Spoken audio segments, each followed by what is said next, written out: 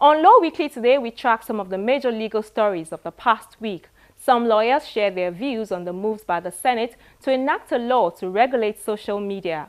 And on our interview segment, we chat with the former president of the Nigerian Bar Association, Olisa Agbakoba. That's the lineup on this episode of Law Weekly on Channels Television. Hello and welcome to the program. I am Shola Sheyeli.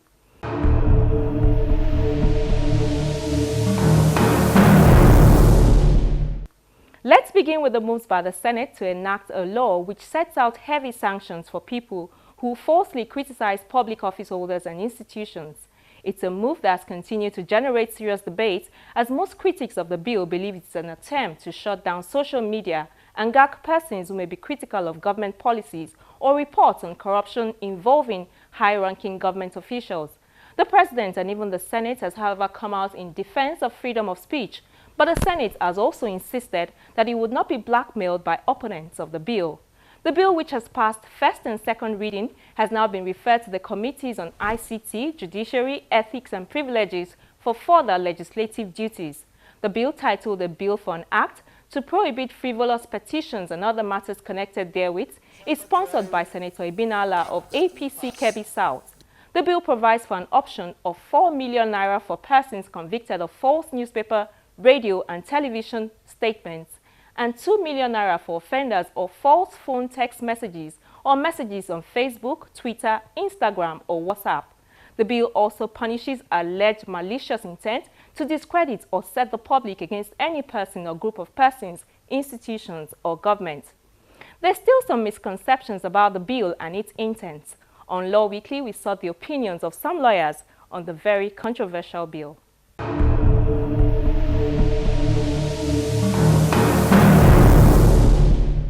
I've followed the order of proceedings before the National Assembly, and there is a bill which I understand proposes to regulate content on social media, and those will be your regular, LinkedIn, Facebook, Twitter, Instagram, and all whatnot. While there is no doubt that society reserves to itself the right to regulate matters of decency, and indeed the reason given for wanting to regulate the social media in Nigeria is reasons of decency, the balance between free speech and society's right to regulate decency is always a very delicate one. And most developed societies always tilt that balance in favor of free speech. And so we've not seen the details yet of the extent to which the regulation will be done, or indeed what is considered to be indecent. The Constitution of Nigeria protects free speech. It makes that protection subject to laws that are reasonable in a democratic society for preserving public morals. And that's the balance that the Senate and the National Assembly has to ensure that it gets right. It must get that, and the problem is always in what people consider to be decent, in decency or not. A good example, of course, would be that while in the United States of America, same-sex marriage is not considered to be indecent. In fact, there's a constitutional right to it. In Africa, many African countries have expressed a view to the contrary. So you would see there's some element of subjectivity or relativity to the perception of what is moral and what is not. My caution to the National Assembly would be to ensure that it gets that balance right, and that should there be any doubt at all, it should be tilted in favor of free speech. There's no right that is absolute. There's no law that's absolute. There must be certain abridgments, do you understand? Because if you have an absolute law, which means people who operate in the system will abuse it, you understand? So we know that the social media is a new system, is a new thing in the Nigerian context. So, and the way it is going, if it's allowed to continue that way, I think it may be operating in an absolute system. So then I think the National Assembly has every right to abridge certain aspects of it where it goes or because one's right stops where another person's right starts. So I think that should be the guiding principle. Well, I've not really read that bill that is before the National Assembly, but what I heard was that the aspect they are trying to curb is the issue of pornography also. There's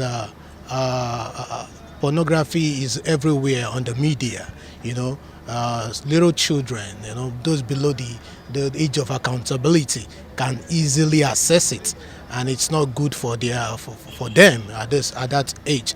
So what the National Assembly is trying to do is to pass a law which will, to a very large extent, curb the way by which these pornography and other obscene materials that may pollute the minds of the young ones, try to curb them so that they don't get into the hands of people who are not up to the age to decide what is good for them and what is not good for them. I think that is what the National Assembly is trying to curb. Like you said, there are lawyers there, and they should be aware of the fact that it is the freedom of expression is the right of every Nigerian. So they won't trample on that. They are just trying to curb that portion, and there are other countries too where some specific sites are banned.